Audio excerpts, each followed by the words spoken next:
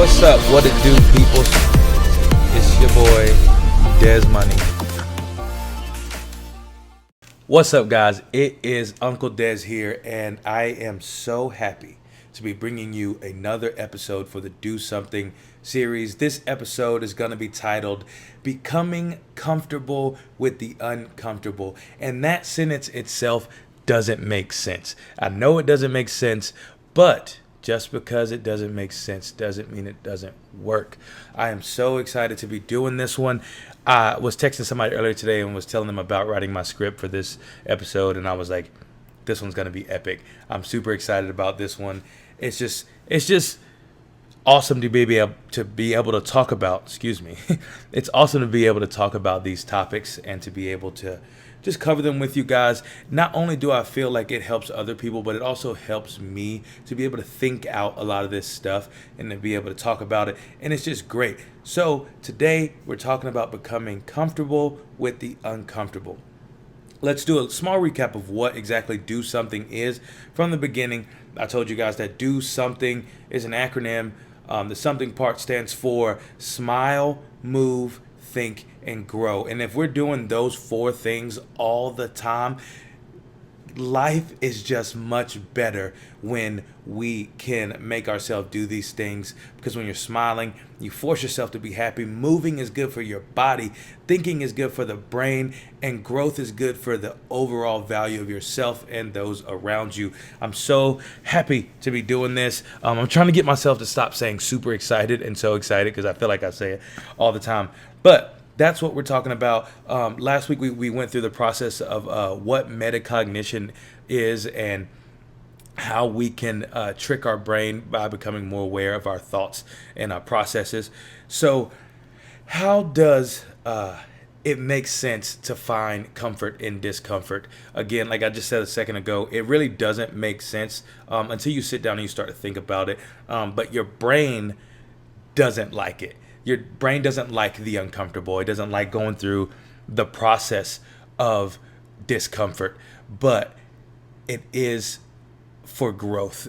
Going through discomfort is always for growth. So one way to deal with becoming comfortable with the uncomfortable, and I had no idea that this was a principle when I started this series. A friend of mine, her name's Faith, she sent me a video that talked about this principle, and I was like mind blown, because I had already come up with this thought and was like, yeah, I'm gonna do this, and then she sent it to me and I was like, yes, affirmation. I love it so much. But so this principle is called the Do Something principle, which is amazing because it goes exactly with what this series is about, doing something. So the Do Something principle, in life, we think that things pretty much get done in one way. A lot of us think that there is inspiration, motivation, action. And that's how life happens, how we do things. It happens in this linear sequence of we get inspired to do something, we're motivated, and that moves us to action. And the Do Something principle says that that is all wrong. The Do Something principle says it's not a linear movement. It is an infinite loop. So you are going from, there's inspiration, there's motivation, and there's action, and it's an infinite loop. And at any point in that loop, you can jump in to the loop. So if you jump in on motivation, if you jump in on action, if you jump in on inspiration, regardless, it will always go in an infinite loop. And I love this thought, because in our minds, we think, oh, because I am not inspired, then I'm not going to do anything. Because I'm not inspired, I won't get the motivation to push me to action. But this is saying that no matter where I jump in on this loop, then something will happen. And it's about getting yourself to do things. So when you're just sitting in the house and you're like, man, I really don't feel like doing anything. I'm depressed. I have there's no effort in me. I don't want to do anything. Make yourself do something. You get up, you find, you go and wash a pile of clothes. I'm doing laundry right now. You go and wash some clothes. That's action. And then that action will therefore come around the loop and inspire you to do something else. And so you will be moving from action to inspiration. When it inspires you, that gives you the motivation to complete another action. And I just love it so much. I get so excited because it makes so much more sense than just thinking that, okay, in order for me to complete an action, I must be inspired first, and that moves me to motivation, and that will move me to action. And it doesn't have to be a linear sequence. It can be an infinite loop if you follow the do something principle. And I love it because it goes so well with this series. It's amazing. And that's just one of the principles that I wanted to talk about. But it's just so amazing. By just doing something, it will lead us to more productivity. Sorry, Siri just went off. But by doing something, it will lead us to more productivity. So you don't have to jump in on the inspiration part of the loop. You can jump in on motivation, or you can jump in on action. And just like when we want to do something or want to go to the gym or whatever, and we say, okay, I'm going to watch a motivational video. You watch this motivational video, you have jumped in at the motivation portion of the loop. And now you're moving from motivation to action. Action comes back around to inspiration, and it just keeps going around, and it's just so amazing. I love that part. What does that have to do with being uncomfortable? We say, like, what does me doing stuff have anything to do with me being uncomfortable? Because you never need to be motivated to move to comfort, ever. Somebody's like, hey, let's go get our toes done. Cool.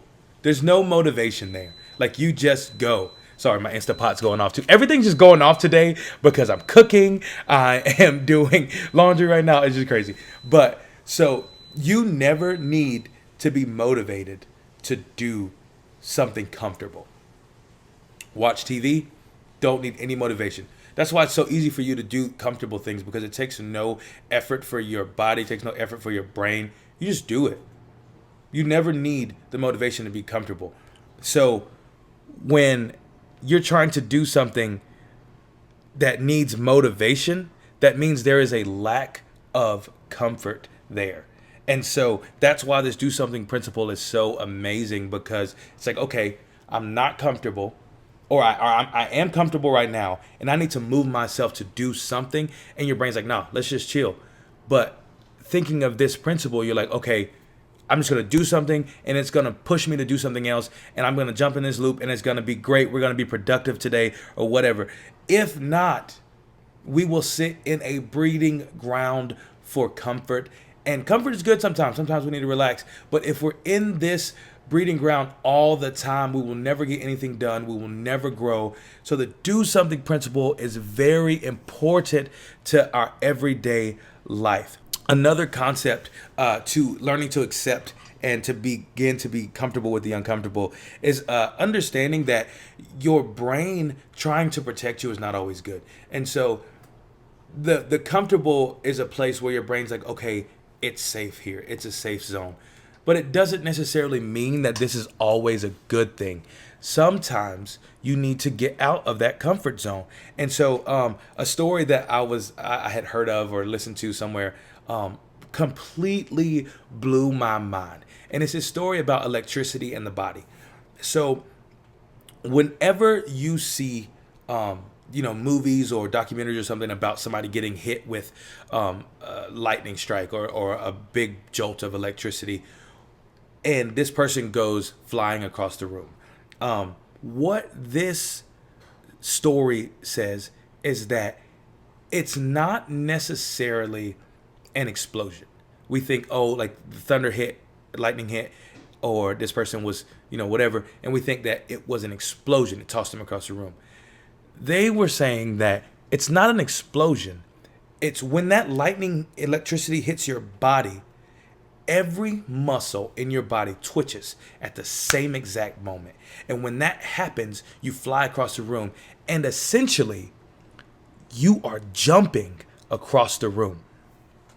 That's crazy, because you've never seen a human being just say, okay, I'm about to jump from here to that back door, and just take off. Doesn't happen. The reason why this doesn't happen, and we can't just choose to jump 20 feet across the room or whatever, is because your brain acts as a governor. If anybody knows what the governor is in a car, it is this thing that stops the car from reaching its top speed. So a lot of places they'll put the car may say that it can go up to 125 miles per hour on the dash, but you get in the car and it only goes 80 miles per hour. It's because a governor has been placed on the car to stop it from reaching its maximum speed. The governor can also be called a limiter. And your brain acts as a limiter on your body, trying to protect you from hurting yourself, which is good, but not always good. So people have learned this idea of, metacognition and tricking the brain and being able to say, okay, I know what I'm doing. And they can push back that limiter of their brain and just go harder and be able to do more. So this is a reason why you've heard of the stories where a mom or a dad, they got into a car wreck or something, and the car is like on top of their kid or whatever it is, and like they just like get like this superhuman strength and just like lift the car up off of the kid and everything's great. And people are like, wow, like why can't we do that in regular life? The thing is that in that instance, and this is something to do with love, and I think love is a very powerful object. But in that instance, the brain and the body no longer care about itself. The love for their child is so much more important than self that the limiter is just taken off. And the body is able to do so much more because that limiter's gone and it just goes. And that's so amazing to understand the capability of the human body, but the brain will limit us from being able to do so many things because the brain is trying to protect us. But in that protection, it doesn't necessarily mean that it's actually protecting us. And so this concept of basically learning how to push the limiter back will help you become comfortable with the uncomfortable, because your brain's like, when you go to the gym and you're just going, and your brain's like, you got to stop, you're going to pass out, you're going to throw up, you're going to do this, you do that. And a lot of that stuff is not true.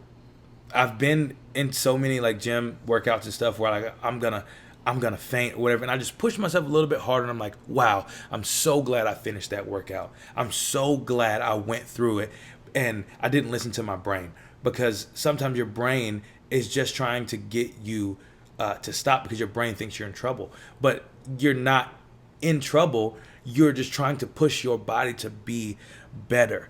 So with all of those principles, how exactly do we become comfortable with the uncomfortable? And I read this article today, actually, on Psychology Today. It's a website. I forget the dude's name, but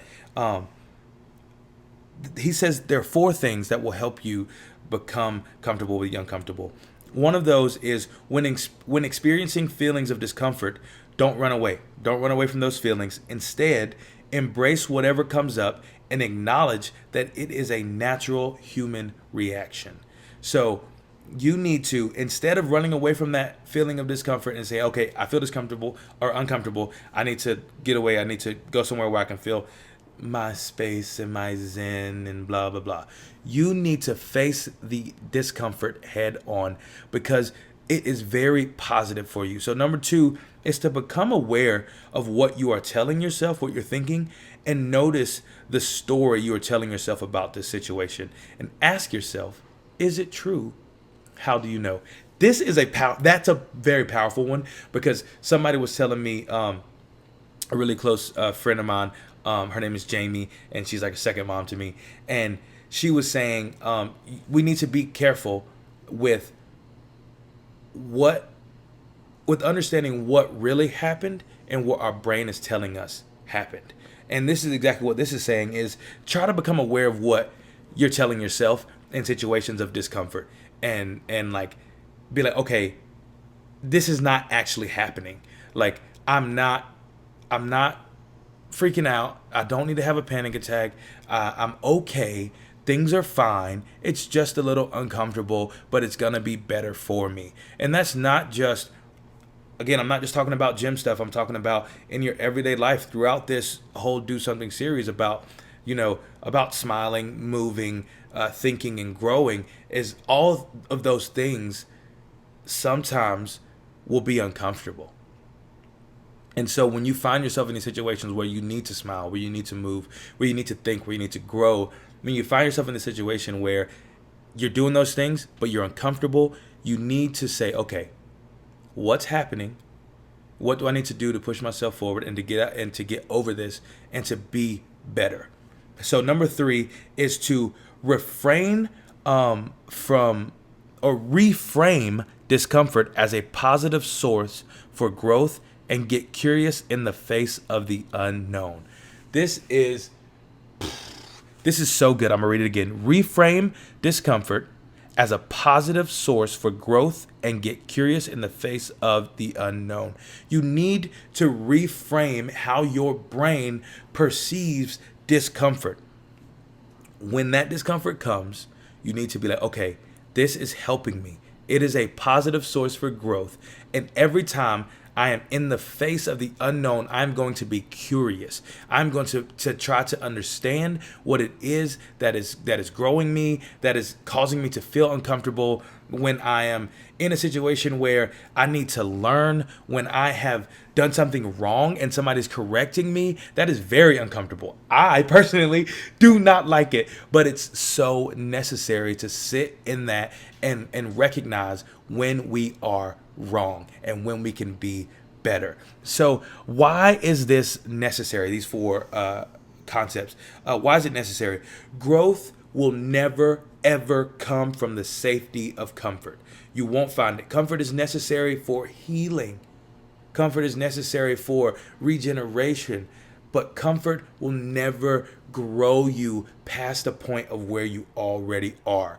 Champions, Nobel Prize winners, world-renowned scholars, war heroes, world changers, doctors that cure diseases. This list goes on, and none of them became the person they are today or who they were because of comfort. Those people pushed themselves out of their comfort zone. Even the people, we see a lot of people like disabled people or people who've been hurt, people who were born with that disability or people who've been hurt. And then we see them go on to do these great things. And it's like, what changed or what happened? Like, why? This person has every right. You can look at them and say this person has every right to be upset with their life. They have every right to just sit back and chill because of what has happened to them. But the reason that we see them do these great things is because all these people have ever known is discomfort.